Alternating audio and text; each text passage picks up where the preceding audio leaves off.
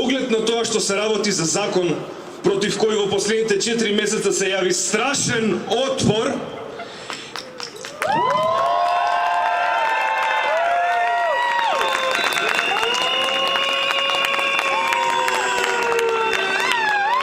и кој беше изгласан во собранието речиси насилнички. Имаме причини да се сомневаме дека ваквото попуштање, иако не целосно, не значи дека премиерот ја увидел абсурдноста на сопствениот закон, туку дека е резултат на пошироката политичка состојба.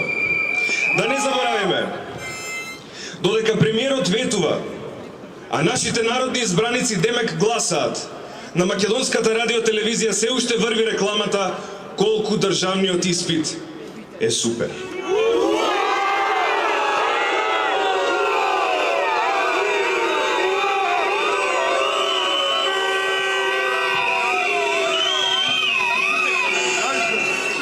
Изминативе 4 месеца, кога и да пружевме отпор, бевме игнорирани или етикетирани.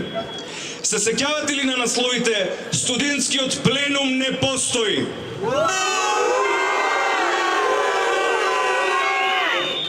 Затоа сега, дозволете ни да бидеме скептични во оваа ненадена попусливост. Не дозволуваме да не купи ова омекнување на реториката, бидејќи на крајот на краиштата ништо не ни гарантира дека кога се ќе стивне, нема да се заборави она што е ветено, а тоа е усвојување на целосно нов закон за високо образование.